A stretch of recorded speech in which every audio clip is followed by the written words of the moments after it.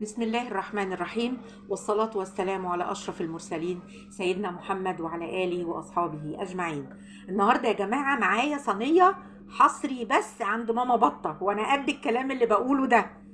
خليكم معايا بقى كده خطوة خطوة عشان نعمل مع بعض العظمة اللي انتوا شايفينها دي. وادوني بقى لايك وشير قبل ما ابتدي، مكافأة للصنف الجميل اللي احنا هنعمله ده. عندنا هنا اي كمية انت عايزاها من الفراخ. ومعايا هنا التتبيلة عبارة عن بصلة مبشورة وبهارات فراخ والسبع بهارات وملح وفلفل. بهارات فراخ والسبع بهارات وملح وفلفل وبصلة مبشورة. بمسك الفراخ اتبلها مظبوط من بره ومن جوه ومن تحت الجلد، وبتبلها كويس قوي. دي اهم واول خطوة، عشان عايزة الفراخ هنا تاخد عندي طعم بيبقى روعة. يعني بيبقى نتيجته في منتهى الجمال، التست بتاعه كده تمام. انا تبلتها بقعدها على الاقل 3 ساعات. عايزاها اكتر من كده اعملي حسابك انك تتبليها من قبلها. معايا بقى هنا كمية من البطاطس، معايا كمون وكزبرة وفلفل وسبع بهارات. كزبرة وكمون وسبع بهارات وفلفل كده تمام. معايا اساسي فلفل احمر وفلفل اصفر وفلفل اخضر رومي، عايزه تحطي حامي حطي. ومعايا ربع فنجان من دبس الرمان وشرايح طماطم. ومعايا 4 بصلات مقطعاهم طرنشات برضو، ومعلقتين من التوم المفروم كده تمام. معايا العناصر كلها قدامكم. حطيت البصل والثوم على البطاطس وحطيت عليهم التوابل. اساس نجاح الوصفه دي يا جماعه هنقلب كل حاجه كويس، بحيث ان البصل ينزل ميته قبل ما ابتدي احط الفراخ والحاجه عليه. كده مظبوط. قلبنا التوابل والبصل والبطاطس. بحط بقى هنا ربع فنجان دبس الرمان، وبرضو بقلب الخليط تاني. خلاص كده دبس الرمان اساسي في الوصفه. خليكم معايا كده وخطوة خطوة، هتاخدوا نتيجة هتبهركم وهتشرفكم في أي عزومة والله. وبعيد تاني إن الكلام ده حصري عند ماما بطة بس.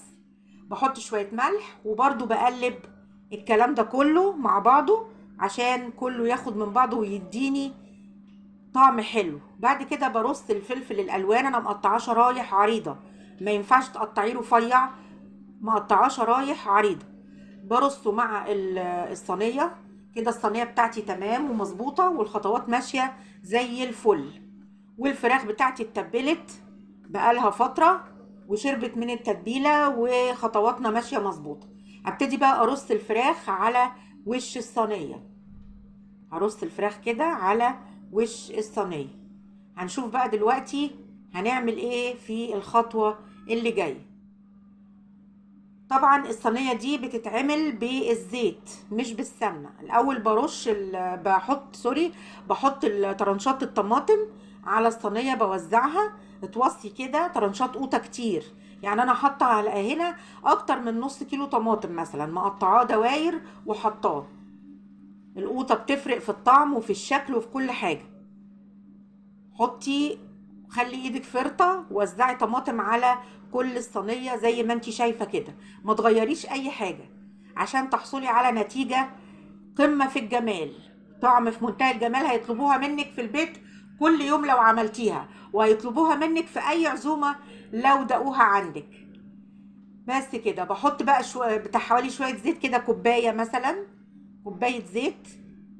هتوصى كده بكمية الزيت برضو، وما احطش مية ولا اي حاجة. الفراخ هتنزل ميتها وهتسوي لي الكلام ده كله، هيبقى طعمه روعة. كوباية من عصير الطماطم بحطها على الوش، وبحطها على جلد الفراخ من فوق عشان تديني لون حلو. بعد كده بنجيب ورق فويل، بغطي الكلام ده كله بورق الفويل وبسخن الفرن. بقفل الورق الفويل كويس على الصينية عشان الهواء يتحبس جواها وتستوي كويس. بحطها في الفرن حوالي ساعة.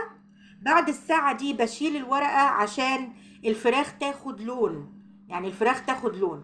وطلعت عندي هنا بعد ساعة وربع بالجمال اللي انتوا شايفينه ده. البطاطس دايبة دوب، والطعم خرافة، والريحة قلبة الدنيا. ادوني بقى لايك وشير وسبسكرايب للقناة.